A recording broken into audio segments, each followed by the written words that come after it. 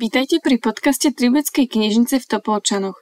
Dnes si predstavíme kriminovinku od nášho regionálneho autora Petra Šlosera, Profesory zločinu.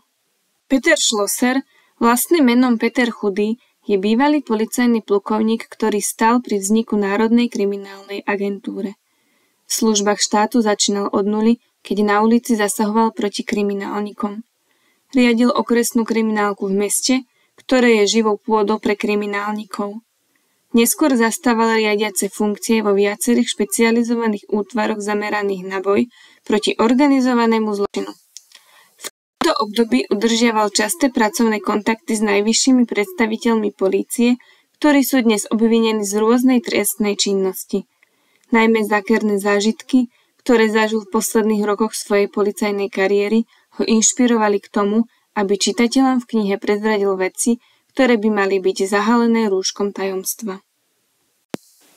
Peter Steinhubel, ktorý patril medzi prvých slovenských bosov, síce nevystupuje v tejto knihe, no ak by sa dožil dneška a prečítal by si ju, bol by spokojný, ako zločin rozkvitol a mafia slušne a transparentne riadi štát.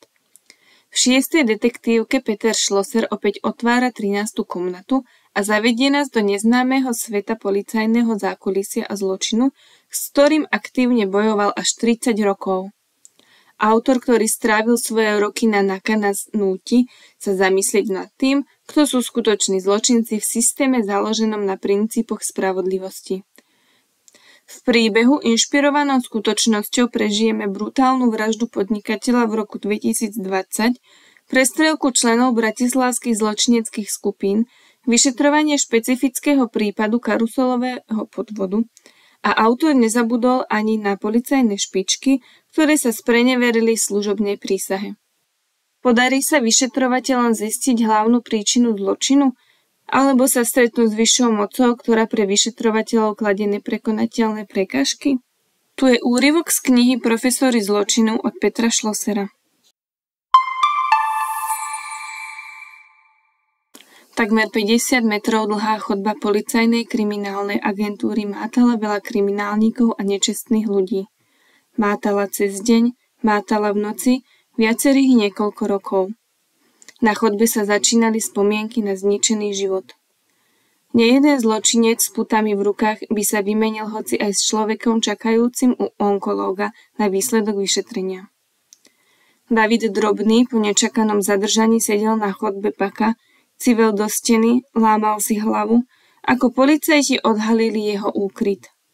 Priateľka, ani nikto z orlíkov ho nemohol udať, nemali poňatie, kde sa ukrýva. Jediný pripadol do úvahy majiteľ hotela, poznal sa s ním však niekoľko rokov, vylúčil aj jeho. Nedokázal vyriešiť zložitý rébus, istý si bol len v tom, že oznámenie o uložení bomby malo za cieľ dostať ho von.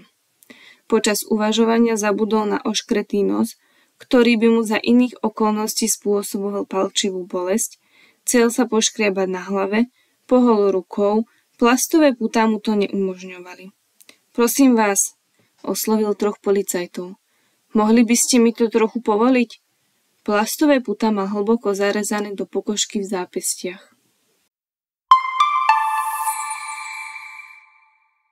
Čo bude ďalej?